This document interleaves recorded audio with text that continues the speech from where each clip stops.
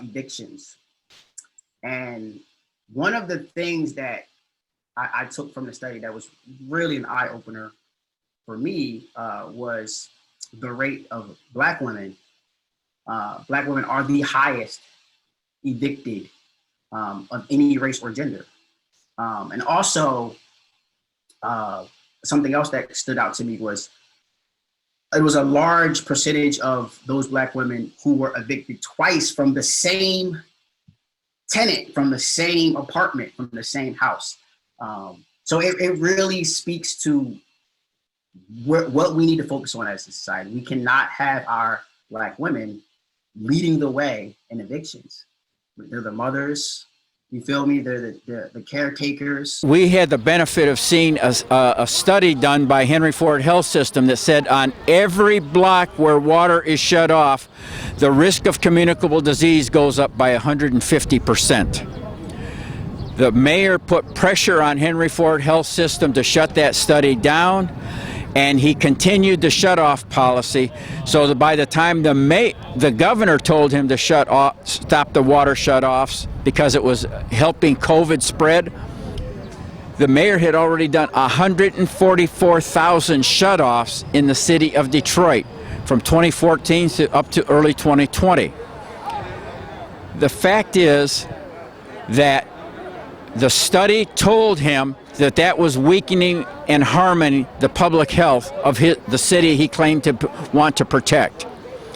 The governor had to tell him to stop. He was angry at the governor for it. He said he opposed it. Even in the midst of COVID, he wanted to keep the water shut-offs going on. Well, when COVID ran through our city, we got hit worse than everywhere else.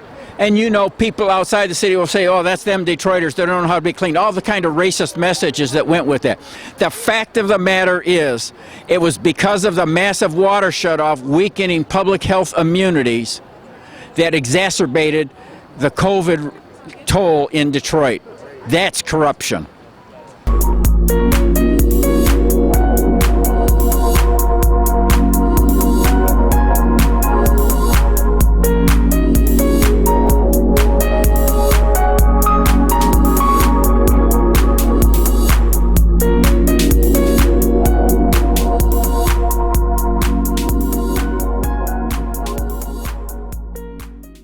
Well, hello, everyone. Welcome to Urban Interest. I am your host, Angela Matthews. Man, I'm just hoping that you've had a great week and we are well into this marvelous Monday as the rest of the week. So listen, we have great stories as well as guests for you today. We're going to talk about the decline in the Black population in the city of Detroit. Yes, there's a decline that's going on. And then also, defense of voting rights. Have we moved too late with this particular situation? We've been reporting about those suppressive bills that have come out and restrictive bills, and we're marching, but is it too late for that?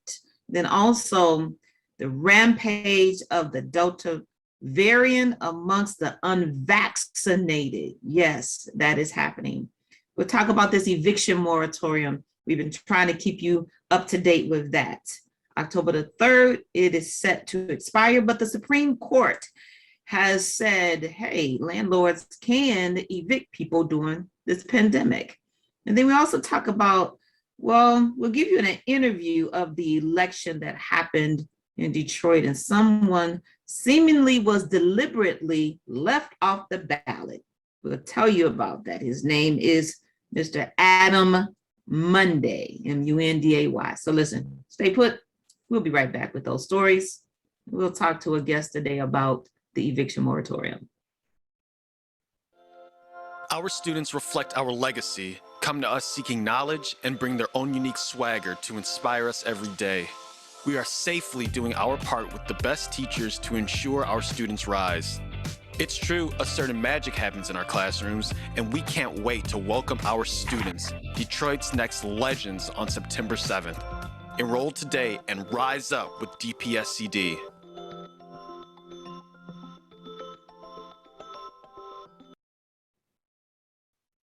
Can I ask you a question? Why did you get vaccinated? I'd like to go to these school dances and spring break to have fun. I want to be in person for college next semester. I want to get out of this pandemic. I wanted to protect the people around me. Why did you get vaccinated? Because I'm really looking forward to hanging out with my friends. I just want to go to a show, dance around, not have to worry about anything, feel like I'm free again. So we can not miss out on the best years of our life. Hey, I'm Jay of Jay Bird's Rotisserie and Grill. Invite you guys to come out to a pleasant atmosphere. Anyone in the Detroit metro area, young professionals, offer rotisserie chicken, grilled turkey chops, grilled salmon, grilled lamb chops, grilled steaks, and many other items. Jay Bird's is open Wednesday through Sunday, 3 to 8 for dinner. We have plenty of parking. We also rent out the space for private events like birthday parties. And here at Jay Bird's, we have plenty of space. We have 100-seat seating capacity. If it's during regular business hours, we can make accommodations for your large parties. We have a nice, spacious, and clean restaurant and a quiet atmosphere, comfortable atmosphere. You will enjoy it. So Jay Bird's is located at 24480 West 10 Mile, just west of Telegraph. We're easy accessible. We have plenty of parking. So come in and try us out. Come in and try one of our tasty menu items and get you a specialty cocktail. I bought a Groupon coupon. I said, let me go see what's happening at Jaybird. So come on down, folk. All right, everyone, let's get to these stories. According to the latest census report, the number of Black people living in the city of Detroit is on the decline. Can you believe it? The data shows that the city's Black population fell 16% in the last decade. That means in the last 10 years. The mayor, among many others, don't believe the numbers. You don't believe the census report. That's a little concerning. They say the low count could be the result of last year's pandemic. So people moved out in the pandemic when they were supposed to stay put. Come on now. Some blame the exodus on the high cost it now takes to live in the city. In 2019, Detroiters had the highest insurance rates in the country. Remember, we've been reporting how there are those Detroiters who think that the city of Detroit is being parceled out with people buying up property who do not live in the city of Detroit nor the state of Michigan, and possibly they don't even live in the United States. But let's take a look at this story and let you check it out for yourself.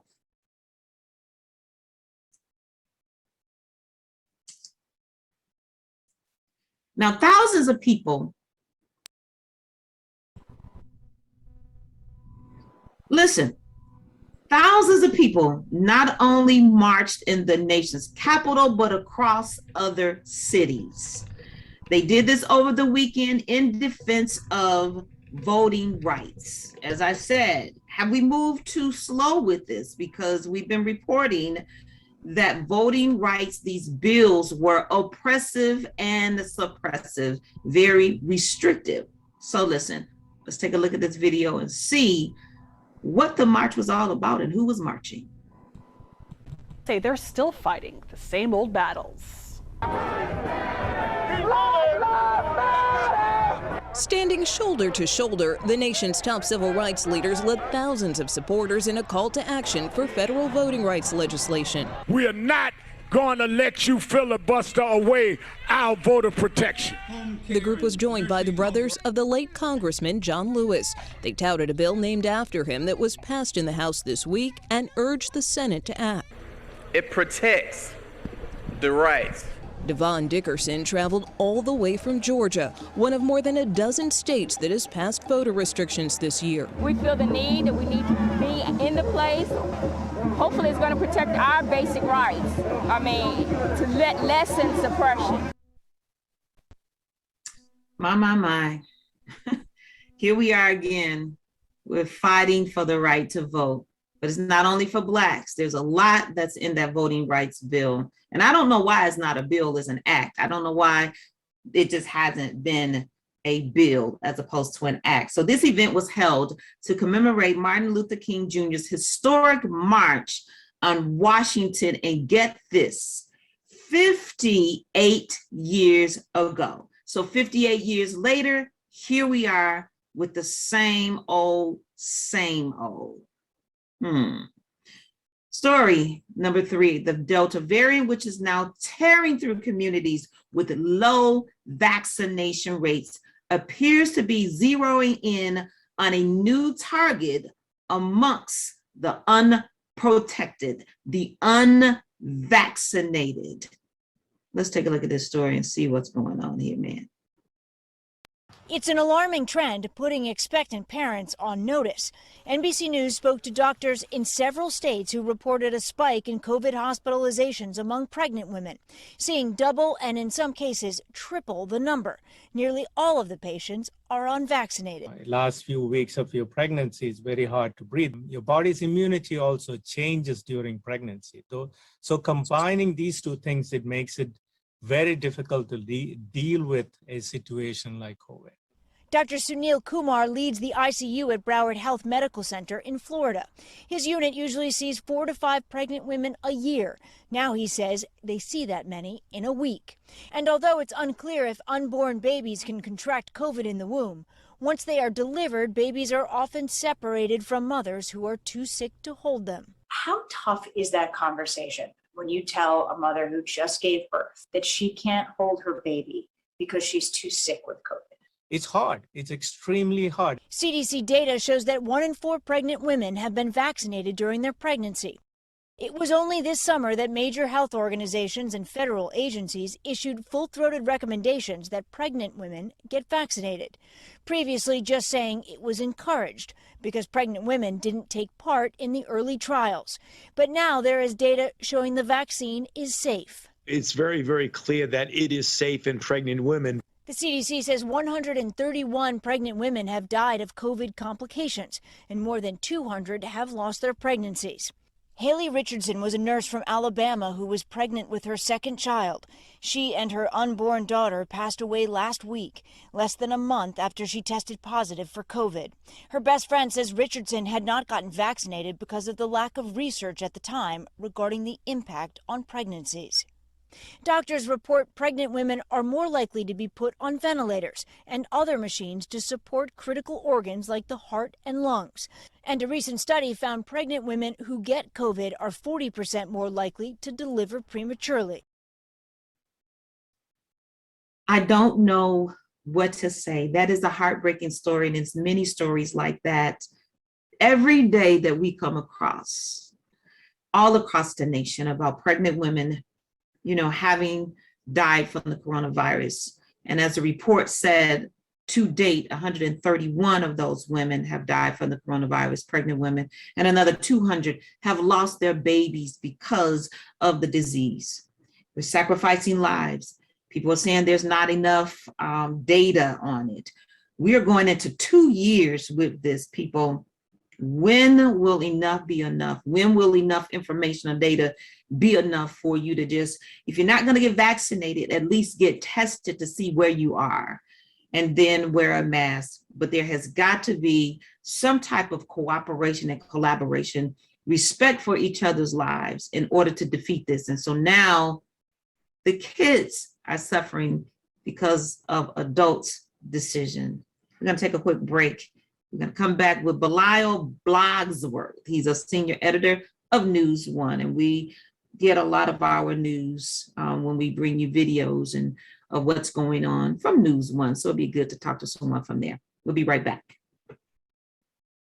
I couldn't breathe at all. There was lots of talk about putting me on a ventilator. I thought I was going to die. I was 39 weeks pregnant and had a scheduled C-section. During that time, I got COVID and was hospitalized for a month. I had a blood clot in my lungs. It caused me to go into right-sided heart failure. I was really scared. I was worried that he was gonna grow up without a mom. Get your vaccine. I don't want this to happen to anybody else.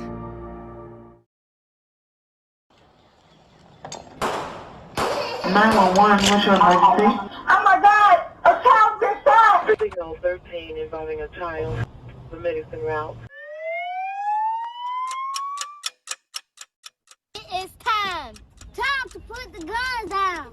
We've had enough. My future. My future. My future. Our futures are in your hands. Adults, put the guns down. When I play, sleep. Walk to school. Visit my friends. I want to feel safe. It's time. Time to end gun violence. Our lives depend on it. Adults, this is not a request. We demand that you protect us. Put the guns down. We have hopes. Dreams.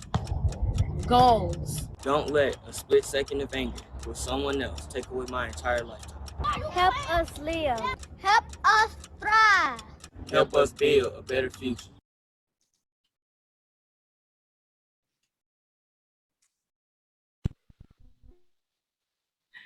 All right, everyone, you know that we have been talking about evictions, talking about the moratorium, talking about the extensions, talk about it. And so we have someone who's here to talk a little bit more about it. So you won't just hear from me, that you will hear from someone who's on the ground, who's got the ear, to what's happening and reporting this. His name is Bilal Blogsworth, and he is the senior editor of News One. Come on in, Bilal. How are you doing? How y'all doing this morning? We are doing great. Listen, tell our audience, a little bit more about you, who you are. Just make that introduction. So my name is Bilal Morris. My writing alias is Blogsworth. I'm the senior editor at News One. So I've only been on the job for about a week, but I am just blessed to be able to create content that's geared towards our community and also content that matters, right? A lot of times being in the entertainment space, we like to focus on some of those stories, which are interesting, but a lot of times they don't really have a direct effect on our livelihoods and our communities. So my goal is to find those stories and write about those pieces that do. Sorry okay. About that. I had an ad running on my computer. Sorry about that. So we do appreciate that, because that's the reason why Urban Interest in DetroitIPTV.com and UIN Broadcast is here to tell the news from our perspective, and to have it transparently and not souped up and glossed over, because that is what happens, in the local news or even the national news. So it's good that we have these, voices out here that can bring those unheard stories to our particular, viewing audience.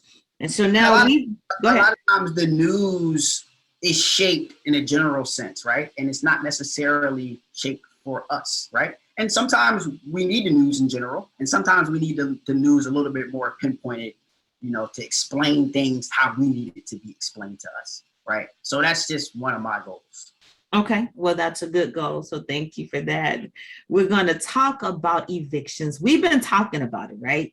We've been talking about the moratorium, the extension, what people need to do in order to gain access to the funds, the $46.5 billion that was designated for eviction protection. However, some other things have come about. So let's talk about evictions. Explain the moratorium. Well, Congress signed that bill that said I forget exactly what the number is, $46 billion to go to rental assistance and any help that you might need, so you won't get evicted. But we're finding out that a whole lot of states aren't using the money. So the money is just sitting there and not being used for what it was meant to be used for. And now that SCOTUS, the Supreme Court, blocked the moratorium, now the money is just sitting there, right? And what I want to do is I want to encourage all of our listeners' audience, News One audience, your audience, try to find that money, right? So you got to make the phone calls that you need to make. Call your local congressman, call your local representative, talk to your landlord, right? That's probably the easiest thing that you can do. I know Black people, we don't have a great relationship overall with landlords, right? So that's a great place to start. Make the phone calls that you need to make sure that money was allocated. And if it wasn't, you definitely have a right to try to see if you can get some of that money to help you out. So Bilal, in your, research, and looking into this, what caused the SCOTUS to say, hey, instead of October the 3rd, this is ending now? That's a tough question because like you don't want to say it's all politics, right? You don't want to say, oh, because SCOTUS leans right, and there's more right judges than left judges. But in their decision, they said that this decision should be up to Congress. It shouldn't be up to the courts. So hopefully, that means Congress can act, right? And then make some decisions on a Congress level, so we don't have to worry about the SCOTUS decision. You don't even have to necessarily worry about what the president's saying if Congress could act. So hopefully, we see some things in there, but if we don't, right, you have to do your due diligence as a renter, as a homeowner, right? You have to do your due diligence. Okay. Now, let's go just a little bit deeper because we've been covering this for a while. And I do know that in the state of Michigan, in some counties, we've got a lot of counties. And in like Wayne and Oakland County and Ingham County, I think Wayne being number 1, Oakland number 2, and then Ingham County number 3, that they are spending those dollars that has been designated, for those areas.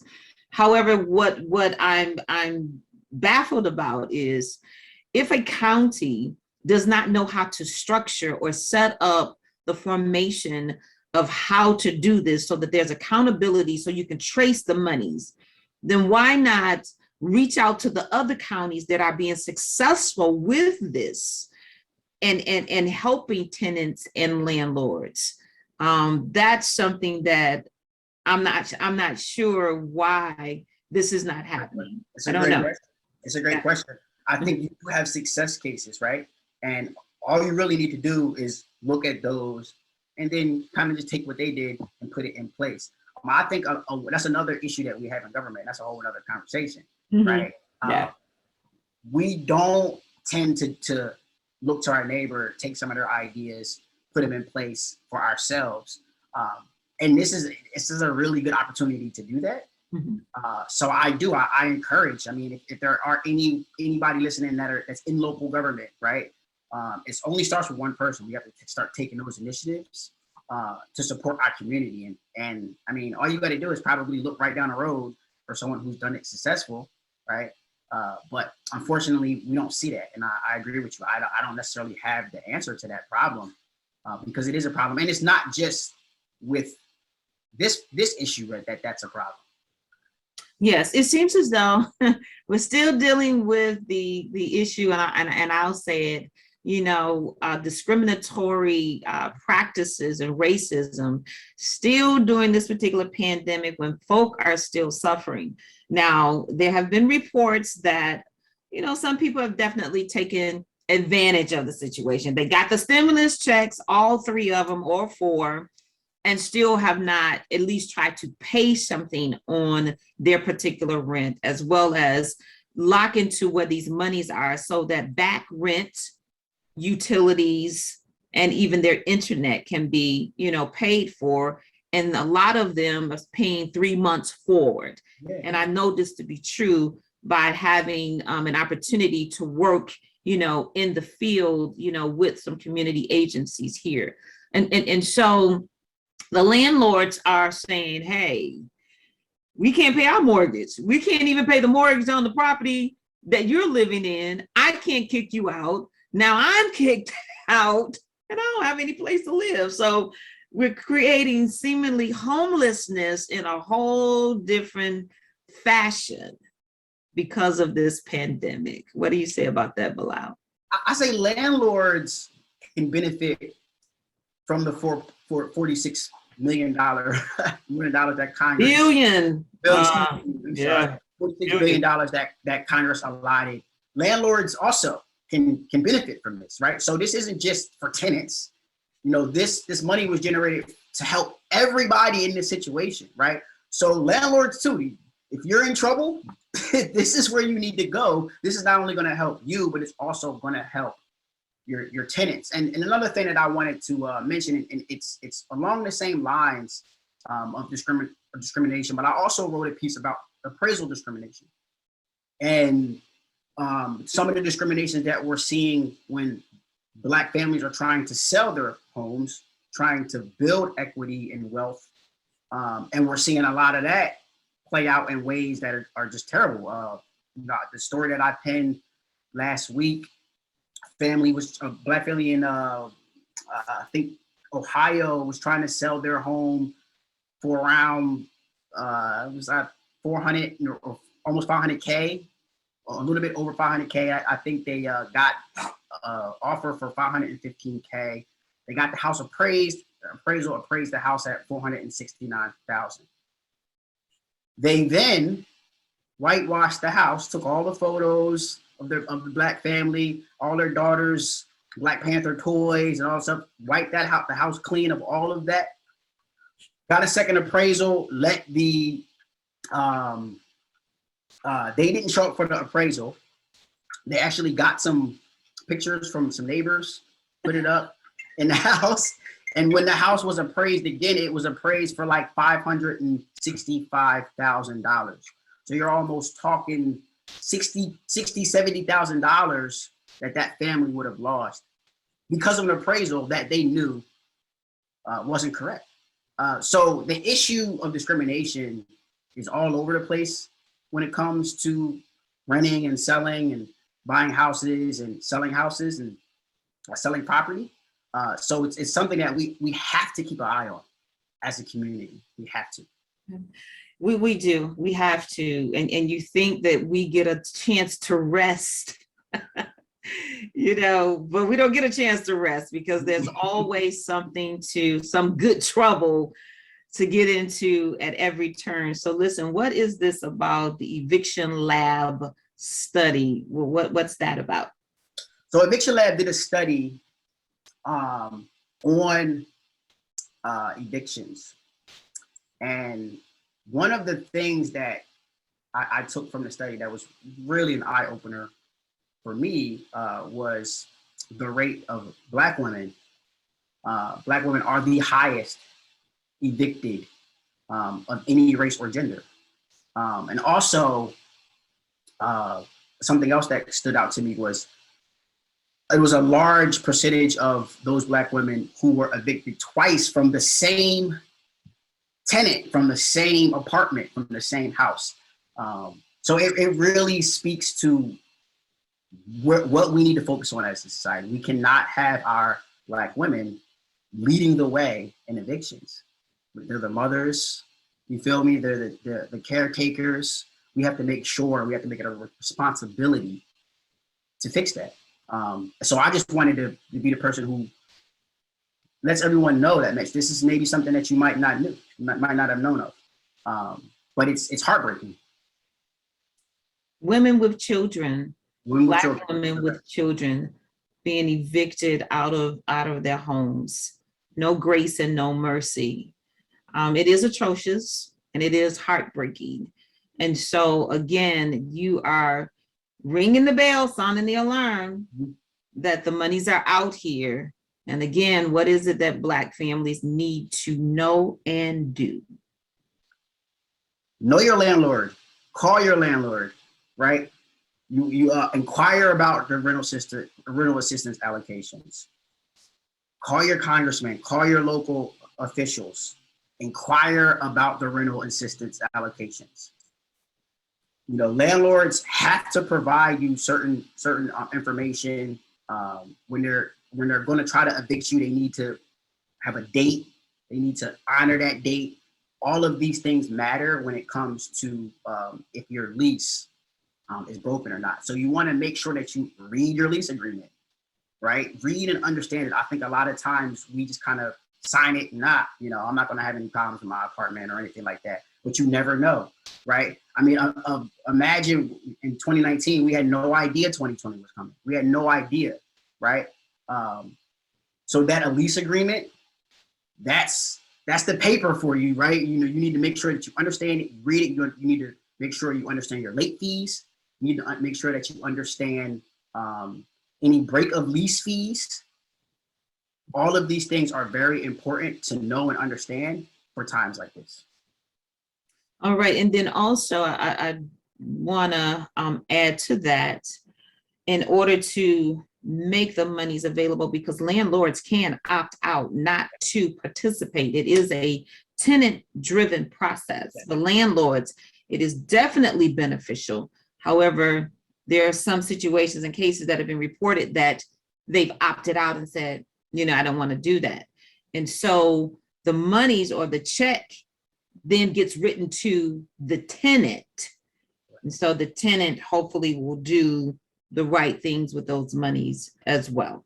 Lots about this eviction moratorium situation. So thank you, Bilal, for coming on and, you know, lending your voice. Let us know that you are on the ground, you're keeping track of this and you know, giving that information.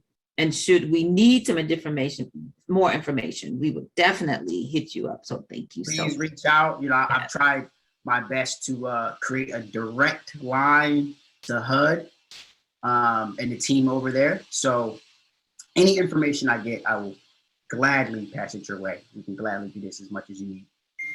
Awesome, awesome. Thank you so much, Mr. Bilal, the senior editor of News One. We will talk with you later, and thank you for keeping your ear to the ground for us. Thank you. All right. Listen, everyone, we're going to take a quick break, and then we're going to come back and we will wrap up this segment of Urban Interest.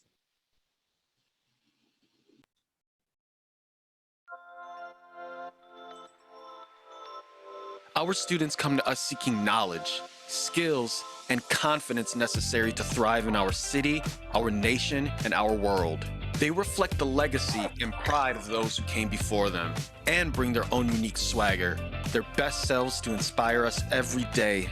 To keep that spirit high, everyone must come together and do their part to ensure our students rise. It begins with operating schools safely, with the best teachers providing engaging instruction, offering great programs, reducing class size, and connecting with our families. It's true, a certain magic happens in our classrooms, and we are eager to empower and educate every student to build a stronger Detroit. We can't wait to welcome our students, Detroit's next legends, on September 7th. Enroll today and rise up with DPSCD.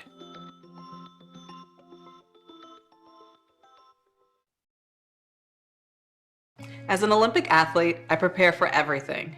So when I became pregnant, I thought I was ready. But at 32 weeks, I was diagnosed with severe preeclampsia and had an emergency C-section. Looking back, had I known the warning signs, I would have talked to my doctor sooner. Too many women die of pregnancy-related complications, and most are preventable. If you or someone you know is pregnant or recently had a baby, learn the warning signs. It could help save her life. Hear her.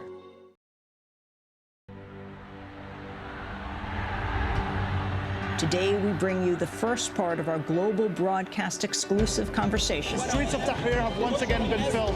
Key issues here at the United Nations Climate Change Conference remain unresolved. Police are saying the protesters to move further and further away. I'm Amy Goodman. And I'm Juan Gonzalez. And those are some of the headlines. This is Democracy Now!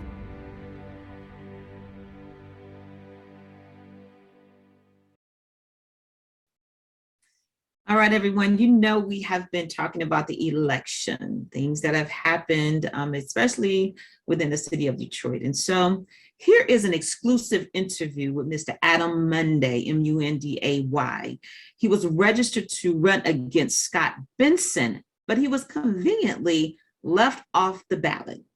So let's hear what he has to say about that. My name is Adam Munday. I am a candidate for Detroit City Council here in District 3, write-in candidate. My platform is all about the quality of life for the residents, not only of District 3, but the city of Detroit as a whole. It's a lot of things that's going on in my district, one that is not reflective of the quality of life. We are losing areas pretty much just all around in the district. relating to the quality of life that's being taken out, being sucked away from us, and I am going to be the one to make sure that we reinstate those areas and resources for the quality of life here in the city of Detroit, specifically in District 3. One of my main concerns, again, dealing with the quality of life, is the drainage fee. You know, we have a lot of businesses, a lot of churches, homeowners who are going to be losing their homes, losing businesses, having to close churches because of this so-called tax. This is one of the things that's starting to be a hindrance into my community, yet and still we have other businesses, be it downtown and midtown, not only getting tax abatements, but not having to worry about this so-called drainage fee. These are some of the things that's going on in my district that I want to eliminate. We have a tax capture of library monies that's being taken over and being strong-armed by the administration. I want to make sure that we take care of that and reverse that as well. So many things that's happened within the city of Detroit that has a negative impact on my district. Those are the things I want to make sure that I have, help to turn around and make sure that we have a quality of life in the district of District 3. I became a write-in candidate because it seems as though some people do not want me to run against the incumbent. And here's the chain of events. April 15th, 2021, I received a certified copy from the Department of Elections stating the fact that I had sufficient amount of signatures, 429 to be exact. That was April 15th. Now keep in mind, from April 20th to April 26th is a time period to challenge anybody on the ballot. Well, that time period had come and gone, and May 8th runs around. May 8th, I received an email from Wayne County stating the fact that not only did I have sufficient signatures, but I'm the only one to have a sufficient amount of signatures to challenge the incumbent in District 3. Therefore, because I'm the only one, we're not having a primary, we're having a general. So it's just the two of us. That was a great day for us. That very same day, I remember going to a vaccination, COVID-19 vaccination update that was at Second Ebenezer Baptist Church, where the mayor and a few other his folks saw my team and myself that same day that I was given that good news. And I believe he received the same news because the very next week, May 13th, I received a phone call from one of my people stating the fact that I was taken off the ballot. Didn't know why, didn't hear anything, didn't receive any text, email, certified letter, anything stating the fact that I was off the ballot. Well, something's going on here. So I called the Department of Elections that same day, May 13th, around 3:30 that afternoon, asking what was going on. Their response was, well, Mr. Mundy, we forgot to inform you that there was a challenge against you. I said, when? And where and who, and all that information was not provided, so I had to go up there the very next day. That was Friday, May 14th. I received a photocopy letter from Miller Law Firm stating the fact that my candidacy had been challenged. Didn't have a specific challenger, didn't have any specific reason. It had the signature of Melvin Butch Hollowell and Angela Baldwin, the attorneys for Miller Law. But as far as the actual challenge, it's not legit. First of all, the Department of Elections timestamp clearly shows that it's an electronic timestamp. This particular timestamp on this letter, which by the way, they had dated April 26. Well, if this letter had came April 26, why didn't I receive any notice? Why didn't Wayne County know? Because they sent me an email stating the fact that I was going to the November election. So if the challenge was legitimate, how come Wayne County didn't know? Something's wrong with that. But anyway, let me ask you this: you're incumbent, realizing some incumbencies yourself. What's going on there? Last word I heard from him was, if you didn't like him, don't vote for him. Well, the incumbent, he is very arrogant, in my opinion. And in fact, I used to work with him when he first got elected. And the reason why I left his office was because he and I weren't seeing eye to eye. I'm about the quality of life in my district. I am a born, raised, and still residing resident of District 3. I was born on 7 Mile and Goddard, went to Corville, Pulaski, and Osborne, graduated from all three. I know the incumbent says he's an Osborne resident. Guess what? I'm an Osborne alum. And first of all, the incumbent lives on Kelly Road. You do a cartwheel and a backflip, you're in Harper Woods. That's nowhere near Osborne. Let me say that for the record. But yeah, here he's up under a federal investigation for corruption. And again, this is the councilman who says, you ain't got to vote for me. I don't want you to vote for me. He's arrogant enough to feel as though he is going to win, maybe by some way, form of corruption or illegalities. I don't know. But God don't like ugly, and he showed that last week. What anything else you want to share with our viewers in terms of why they should run? I am again all about the quality of life for my residents in District 3. We have lost so many. 8 Mile and Bel Air once used to be a shopping center for the residents in that community. Now it's torn down, and it's just a parking lot for Matty Maroon and Crown Enterprises to park their 18-wheelers and their big semi-trucks there, causing pollution, causing other health and safety issues within that particular area. I have senior citizens and kids in that area. The incumbent, again, even back in 2014, wanted to declare Lipke Park surplus property and give it to an organization that houses ex-sex offenders, ex-alcoholics, etc. It's not that I'm not a fan of that, but you don't put that in the heart of a community where you have children, you have senior citizens, you have an area where you have dangerous buildings. You don't want that in the heart. And when the residents said that we didn't want that to the incumbent, he turned around and said, you don't know what you want. He's very arrogant. He'll tell you not to vote for him because he knows he has something up his sleeve. And that's what a corrupt person does. We see it's already starting to be exposed. We're just waiting to see the end of it. I don't want to talk too much about him. I rather just let folks know that I am here as a write-in candidate. You need to vote and write me in. The name is Adam, A-D-A-M. Last name is Mundy, M-U-N-D-Y. November 2nd. I am asking all of District 3, if you live in District 3 and you want change, if you live in District 3 and you want someone who is anti-corrupt, if you want someone in District 3 who is a born, raised resident and gives somewhat of a care and gives a damn about your community, your health and safety, and your quality of life, you on November 2nd, or even before then, if you're voting by absentee, I need you to write in Adam Mundy for Detroit City Council in District 3. Spelled A-D-A-M-M-U-N-D-Y. Thank you very much for the opportunity. Thank you. That's Adam Mundy for District 3. I am District 3. I am District 3. That is my slogan. I am District 3. 48205, you're District 3. 48234, you're District 3. 48203, you're District 3. 48205, we got something for you. We're gonna take this whole district to another level. We want to recognize the people who have stuck with us during the process of a financial hardship.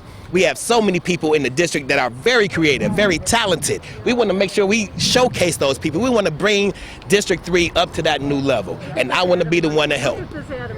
Thank you. All right. Thank you. My name is Russ Ballant. I live in the 7 Van Dyke area where I've lived in my home for 34 years. And I was born in Detroit 73 years ago. And I see the direction the city's going is absolutely destructive of the neighborhoods that we live in, from the flooding issues to the massive foreclosure policies. I'm Karen Hammer. I'm a 40-year resident of the city of Detroit. My children went to the Detroit Public Schools, K through 12. And my observation of the city of Detroit is that they are being disempowered, the citizenry of their right to speak and to have input into how the city is run. The revised city charter was supposed to capture that, and it did. It was a very democratic process that asked a lot of people and organizations to come say what they felt should be part of the city constitution. Well, they did that, and there were a lot of good proposals that came out, and this was called Prop P, and it was supposed to be voted on. The mayor didn't want it voted on. And a lot of people didn't want the right of the citizens to decide about their city constitution. And they purposefully kept people ignorant about what was in it. They didn't even allow publication because they'd removed the funding. Hi, I'm Elena Herrera, a lifelong Detroiter and a resident of Corktown. And I'm here on behalf of Anthony Adams and also certainly of Adam Monday, who's running in District 3. I'm really happy to be supporting Anthony Adams. We served on the Detroit School Board together while we were in exile. The reason that I support Anthony is not only because he's extremely competent, because competent is important, intelligent is important, knowing your way around city government is important, but most importantly, Anthony Adams has a heart for the people. Hello everyone, my name is Erica Carter, otherwise known as #Auntie313. I'm a native Detroiter and I am so happy and proud to be a part of Anthony Adams' campaign team. What brought me out today was not only to support Anthony Adams in his mayoral candidacy, but to show up and show out for what Detroit really needs and what Detroit deserves. Just like the lady that spoke before me, whom I met at Anthony Adams' campaign office, it's not a black or white issue. For me, I want a mayor who has lived in the city of Detroit, knows the residents of the city of Detroit, and also respects the youth of the city of Detroit. My goddaughter is 6 years old. She has met Anthony because I talk about him fervently about his campaign, and she said, well, I want to meet him. And when she got to meet him, he treated her with the respect that a young person needs. Now she's going to be going to the campaign office to work on the phone bank and to learn about politics from the young man Corey. But what motivates me the most about Anthony Adams is who the man is himself. Detroit, everybody, and I want you to, if y'all agree with me, say amen. Detroit needs a mayor that's not only going to talk to them, go to church with them, pray with them, live amongst them, and like you said before, he's been a part of the school board and education. So listen, we've had a great time with you today. Hopefully you have latched on to those stories of the day. Again, the population in Detroit of blacks in the black community has gone down. And so what is that about? The mayor says those numbers are fudged, those numbers are not correct, but it's the census data that's saying this. And then also with regarding to voting rights, listen, we are still on this battlefield for that. 58 years after Martin Luther King led that march on Washington. Why are we here fighting for our voting rights? Everybody needs to get in on this because it impacts more than just blacks, African Americans. And then Delta variant wreaking havoc on unprotected persons, basically unvaccinated people. Things are happening and the kids are suffering for this. So we have to do our part. And then we want to thank Bilal Blogsworth, senior news editor of News One, coming on board to talk with us about the eviction. We will definitely continue to talk about it because it's very important, something that's going on. And people need to have the news or the information to make those decisions. The money is out here. $46.5 billion is out here in every community in the United States of America. Let's not make it hard, people, for folks to get that money. Let's be, structure it and be accountable. Stop making it hard for people. So listen. Connect with us on our Instagram, urban.interest, that's urban.interest, or on our DetroitIPTV.com network and the YouTube channel, DetroitIPTV.com YouTube channel, as well as UIN Broadcast Network. It is a marvelous Monday. We've kicked this week off in grand fashion, like we always do. Stay connected to us. We'll come with you on Wednesday as well as Friday of this week with great stories as well as phenomenal guests. See you later.